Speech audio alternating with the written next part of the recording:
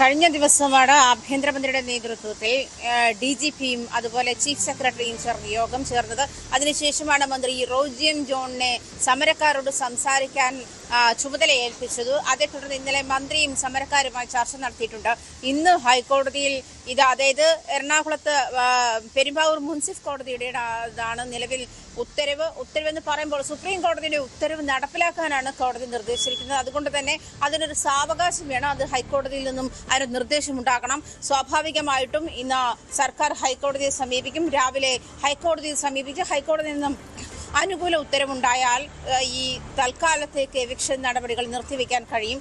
അത് മാത്രമാണ് ഇപ്പോൾ സർക്കാർ ലക്ഷ്യമിടുന്നത്. പ്രത്യേകിച്ചും ഈ നേരത്തെ നമ്മൾ ചർച്ച ചെയ്യുന്നത് പോലെ 19 ഏക്കർ സ്ഥലത്തിന്റെ കാര്യമാണ് ഇവിടെ പ്രശ്നമായിരിക്കുന്നത്. അതേസമയം സുപ്രീം കോടതിയുടെ മുന്നിൽ 2.65 ഏക്കർ മാത്രമാണുള്ളത്. സുപ്രീം കോടതിയെ സംബന്ധിച്ച് അതൊരു സ്വകാര്യ വ്യക്തിയുടേതാണ്. പക്ഷേ ഈ 19 ഏക്കർ എന്ന് പറയുന്നത് പുറമ്പോക്ക് ഭൂമിയാണ്. ആ പുറമ്പോക്ക് ഭൂമി അളന്ന് തിട്ടപ്പെടുത്തണം.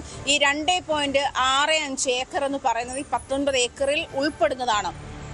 ആ പുറമ്പോക്ക് ഭൂമിയാണ് അളന്ന് തിട്ടപ്പെടുത്തേണ്ടുന്ന സാഹചര്യമുള്ള. അതേസമയം അത് തിട്ടപ്പെടുത്തിയാൽ, അതായത് പുറമ്പോക്ക് ഭൂമി അളന്ന്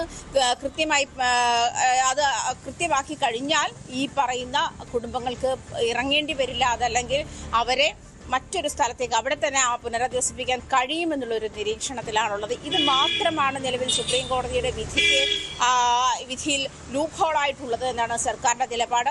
അത് തന്നെയായിരുന്നു LDF സർക്കാർ തുടർന്നു പോകുന്നത്. 14 തവണയാണ് നേരത്തെ ഈ എവിക്ഷൻ നടപടികളുമായി അഡ്വക്കേറ്റ് കമ്മീഷൻ മുന്നോട്ട് വന്നിരുന്നത്. അഡ്വക്കേറ്റ് കമ്മീഷൻ ജയപാലിന് സ്വാർത്ഥ താല്പര്യങ്ങളുണ്ട് എന്നുള്ളതാണ് CPM ആരോപണം. പ്രത്യേകിച്ച് ലാൻഡ് മാഫിയെ സഹായിക്കാൻ വേണ്ടിയിട്ടാണ് അദ്ദേഹം ഈ ഒരു ഇത്ര കടുത്ത നിലപാടെടുക്കുന്നത് എന്നുള്ളതാണ്. അതേസമയം ഇന്ന് പെരുമ്പാവൂർ മുൻസിഫ് കോടതിയുടെ ഉത്തരവനുസരിച്ച് അഡ്വക്കേറ്റ് കമ്മീഷനും അതുപോലെ ആമീനും സ്ഥലത്തെത്തി സ്വാഭാവിക നടപടികളാണ്. മാത്രമല്ല ഇത്തരം എവിക്ഷൻ നടപടികൾക്ക് പോലീസ് പ്രൊട്ടക്ഷൻ അതിൻ്റെ കൂടെയുള്ളതാണ്. അപ്പോൾ അതുകൊണ്ട് തന്നെ പോലീസ് പ്രൊട്ടക്ഷൻ ഉണ്ടാകും.